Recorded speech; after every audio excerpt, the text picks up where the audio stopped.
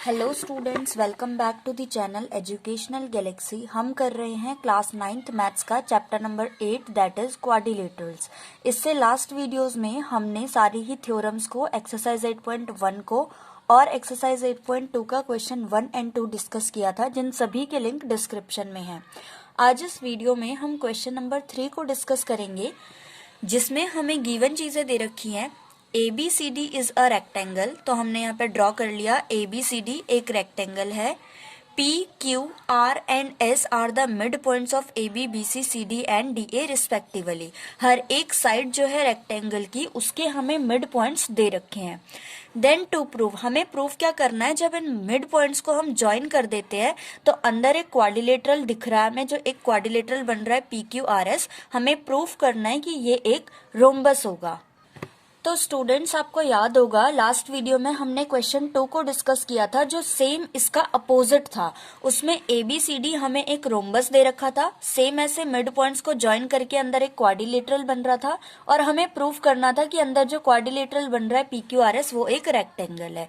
और इसमें उल्टा हो गया, बाहर हमें एक रेक्टेंगल दे रखा है और अंदर वाले को हमें एक रोम्बस प्रूव करके दिखाना है, जिसके हमें मिड पॉइंट्स गिवन है। तो अगेन स्टूडेंट्स, इसमें भी क्योंकि हमें मिड पॉइंट्स गिवन है, तो हमें इसमें मिड पॉइंट थ्योरम का यूज करते हुए प्रूफ करना होगा। तो सबसे पहले कंस्ट्रक्शन कर लेते हैं। AC को हमने ज्वाइन करना है एंड BD को, तो यहाँ पे लिख लेते हैं ज्वाइन AC एंड BD। तो अब हम AC को ज्वाइन कर लेंगे एंड BD को भी। सो स्टूडेंट्स, इसमें हमें प्रूफ क्या करना है, PQRS को एक रोम्बस प्रूफ करना है।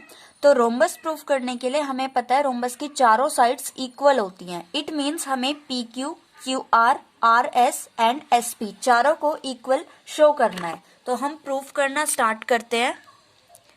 अगेन इस क्वेश्चन में भी हमें क्योंकि मिड पॉइंट्स दे रखे हैं, तो मिड पॉइंट थ्योरम का यूज करते हुए हम प्रूफ करेंगे। सो हम लिख लेते हैं यहाँ पे यूजिंग मिड पॉइंट थ्योरम। अब हमें 1 बाय 1 ट्रायंगल्स लेने हैं। सबसे पहले बड़ा ट्रायंगल जो दिख रहा है हमें DAB, इस वाले ट्रायंगल में SAD का मिड पॉइंट है एंड PAB का मिड पॉइंट है। दोनों मिड पॉइंट्स को हमने ज्वाइन कर दिया। According to mid point theorem, mid point theorem क्या कहती है कि जब किसी ट्रायंगल की दो साइड्स के मिड पॉइंट्स को हम ज्वाइन कर देते हैं तो वो थर्ड साइड के पैरेलल होती है और थर्ड साइड की हाफ होती है। तो हम सीधा लिख सकते हैं in triangle DAB SP parallel है DB के एंड SP इक्वल है हाफ ऑफ DB के। इस इक्वेशन को हम इक्वेशन 1 लेट कर लेते हैं। अब हमने जो ट्रायंगल लिया है DAB, इसके अलावा नीचे वाला जो ट्रायंगल है हम इसे लेंगे। तो हम लिख सकते हैं इन ट्रायंगल DCB, इसमें भी सेम मिड पॉइंट थ्योरम लगेगी।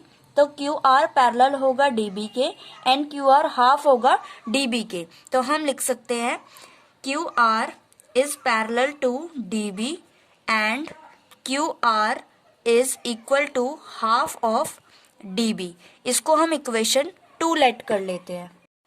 Therefore, from equation 1 and 2, equation 1 and 2 जो अभी हमने बनाई है, इन दोनों से हम कह सकते हैं कि SP QR के इक्वल भी होगा एंड पैरेलल भी होगा।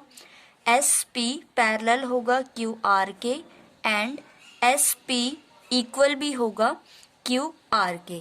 मीन्स ये जो क्वाड्रिलेटरल है PQRS, हमने क्या किया, इसका वन पेयर जो अपोजिट साइड्स का है उसे पैरेलल भी प्रूव कर दिया एंड इक्वल भी प्रूव कर दिया।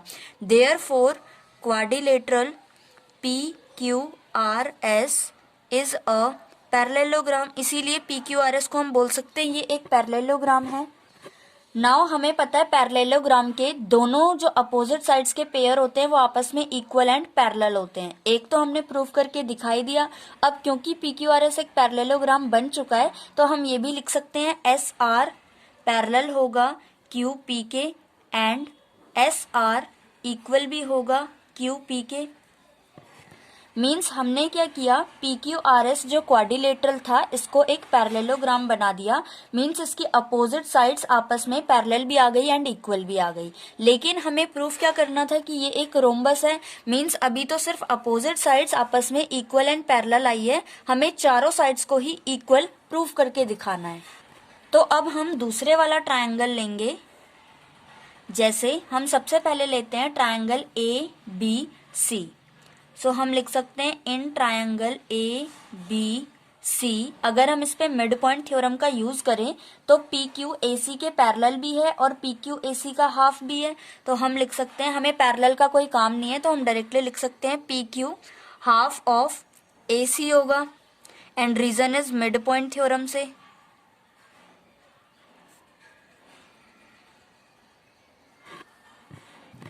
नाउ स्टूडेंट्स ध्यान से समझना, हमें पता है कि ABCD एक रेक्टेंगल है जिसमें AC एंड BD रेक्टेंगल के डायगोनल्स हैं। तो हमें एक बात पता है कि रेक्टेंगल के डायगोनल्स आपस में इक्वल होते हैं। तो क्या हम लिख सकते हैं PQ is equal to half of AC को हम रिप्लेस कर सकते हैं हाफ ऑफ BC से एंड रीजन हम क्या लिख सकते हैं, AC इक्वल है BC के। डायगोनल्स ऑफ रेक्टेंगल ABCD, ये हमने रीजन लिख दिया कि हमने AC को क्यों रिप्लेस किया BC से, सॉरी BD से रिप्लेस करेंगे हम।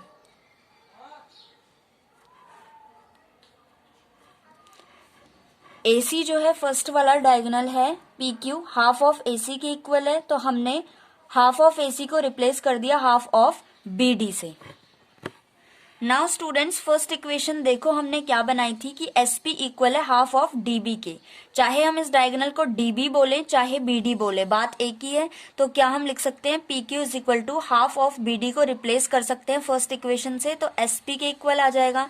फ्रॉम रीजन दे सकते हैं हम फ्रॉम फर्स्ट। मीन्स हमने क्या किया, अपोजिट साइड्स तो इक्वल थी ही, हमने PQ को इस वाली साइड को SP के इक्वल दिखा दिया, मतलब जो एडजेसेंट साइड्स हैं वो भी इक्वल आ गई। नाउ इसका मतलब स्टूडेंट्स हम कितनी साइड्स को इक्वल ला चुके हैं। सबसे पहले हमने SP को इक्वल किया QR के। SP QR आपस में इक्वल है तो हम इसमें वन सिंगल लाइन ड्रॉ कर देते हैं ताकि पता रहे ये दोनों साइड्स आपस में इक्वल है। देन SR इक्वल है QP के। SR QP के इक्वल है, इसमें हम डबल लाइन ड्रॉ कर देते हैं। इसको हम इक्वेशन थर्ड मान लेते हैं, इस वाली को फोर्थ मान लेते हैं। देन थर्ड हमने PQ को SP के इक्वल प्रूफ करके दिखाया। PQ जिसपे टू लाइंस हमने ड्रॉ की है इक्वल है SP के जिसपे सिंगल लाइन ड्रॉ है। ये दोनों आपस में इक्वल है, मीन्स जिसपे सिंगल है हम इस पे भी डबल ला सकते हैं, और ये इसके इक्वल है मीन्स इस पे भी डबल ला सकते हैं। चारों पे डबल लाइन से मीन्स चारों आपस में इक्वल आ गई। तो इस इक्वेशन को थर्ड फोर्थ और इस वाली को फिफ्थ मान लेते हैं।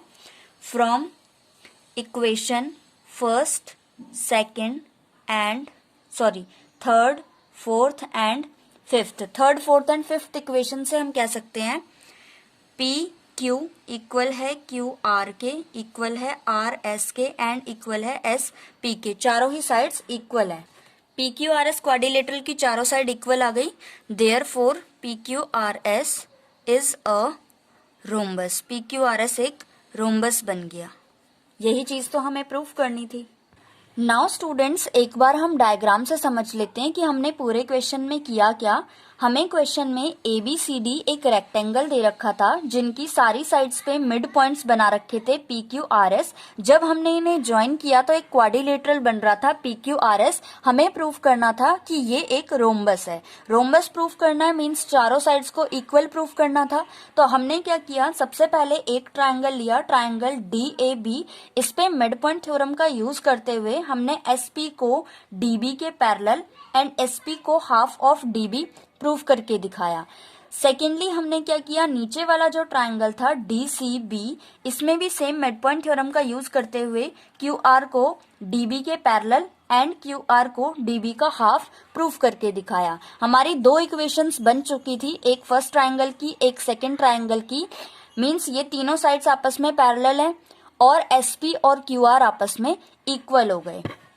नाउ क्योंकि किसी क्वाड्रिलेटरल की हम वन अपोजिट साइड्स के पेयर को इक्वल एंड पैरेलल प्रूफ कर चुके थे, इसीलिए ये वाला क्वाड्रिलेटरल एक पैरेललोग्राम बन चुका था। अब किसी भी पैरेललोग्राम में अगर एक अपोजिट साइड्स का पेयर इक्वल है और पैरेलल है, मींस दूसरा वाला भी होगा, तो एसआर भी पीक्यू के इक्वल एंड पैरेलल होगा। नाउ अपोजिट साइड्स तो हमारी इक्वल एंड पैरेलल आ गई, लेकिन हमें पता था रोम्बस में चारों साइड्स इक्वल होती है, मींस हमें चारों को इक्वल करना था। तो अब हमने क्या किया, हमने ट्रायंगल एबीसी लिया। ट्रायंगल एबीसी में मिड पॉइंट थ्योरम का यूज करते हुए हमने लिखाया कि पीक्यू जो है वो एसी के एक तो पैरेलल होगा और पीक्यू जो है वो हाफ ऑफ एसी होगा। अब हमें पता है कि रेक्टेंगल के दोनों डायगोनल्स इक्वल होते हैं, मींस एसी बीडी के इक्वल होगा।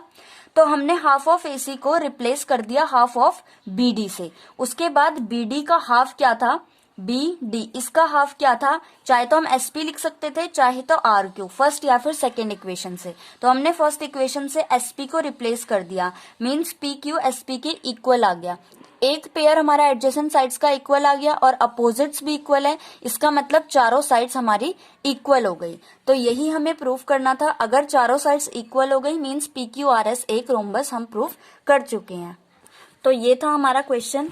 आई होप आपको समझ आया होगा अच्छे से। अब हम नेक्स्ट वीडियो में 4th क्वेश्चन को डिस्कस करेंगे।